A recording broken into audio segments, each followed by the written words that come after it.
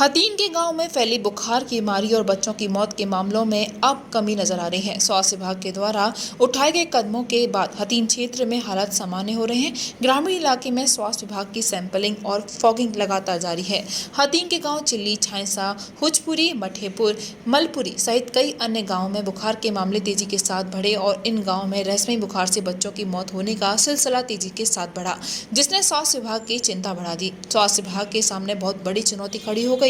लगातार हुए बच्चों की मौत से जिला प्रशासन की नींद गायब हो गई। सबसे बड़ी जिम्मेदारी स्वास्थ्य विभाग के कंधों पर रही। इन गांवों में अब तक करीब 40 के करीब बच्चों की मौत हो चुकी है। स्वास्थ्य विभाग ने प्रशासन के सहयोग से 13 टीमों का गठन किया, जिन्होंने गाँव में सैंपलिंग करना, फॉगिंग करना, साफ सफाई करना, स्वच्छ पानी की सप्लाई करना सहित अन्य कार्यों को सुचारू रूप से किया। महीने भर की मेहनत के बाद बुखार के मामलों में गिरावट शुरू हुई, जिसके बाद स्वास्थ्य विभाग ने राहत की सांस ली। विभाग के द्वारा इन गाँव में अस्पताल स्थापित किए गए, वहीं से दवाई व दूसरी स्वास्थ्य सेवाएं लोगों को दी जा रही हैं। टीमों ने हर घर में परिवार के सभी सदस्यों की जांच की और जांच का यह अभियान अभी भी जारी है।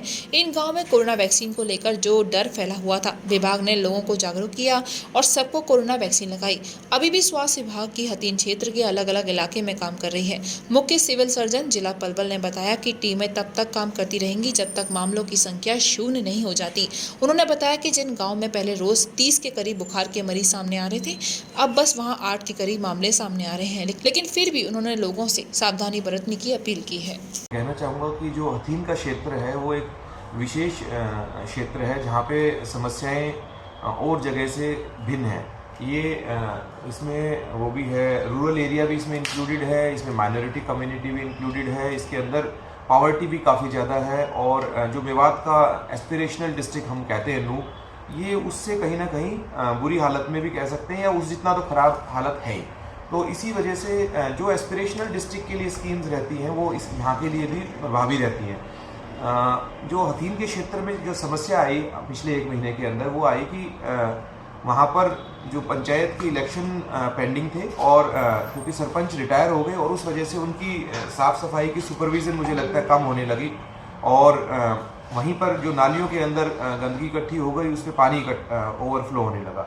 इस प्रकार की जैसे ही ये स्वास्थ्य विभाग को पता लगा कि ऐसी समस्या वहाँ पे आ रही है कि वहाँ पे फीवर के केसेस निकलने लगे हैं या फिर कुछ डेथ रिपोर्ट हुई दल्लड़ मेडिकल कॉलेज के यहाँ से, तो हम लोगों ने अपनी टीम बनाई जो कि सबसे पहले चिल्ली विलेज में और उसके बाद फिर छायसा विलेज में भी इसी प्रकार से किया। टीम्स लगभग 25 टीम उसी एक ही गाँव के अंदर उतारी गई और उन्हें यही कहा गया कि आप हाउस टू हाउस, घर घर जाकर सबसे पहले तो चेक करें कि कोई ऐसा तो नहीं कोई पीड़ित बच्चा या बड़ा हो जो रोगी घर में ही रह जाए, तो उन्हें आइडेंटिफाई करके बाहर निकालना। और सबसे पहले ये किया गया, बाहर निकालें उन्हें और उन्हें ओपीडी वहाँ बनाई गई। ओपीडी भी राउंड द क्लॉक 24 घंटे चली, जो जिसमें डॉक्टर्स उपलब्ध रहे और उसमें विशेषज्ञ तौर से बच्चों के डॉक्टर भी उपलब्ध रखे गए।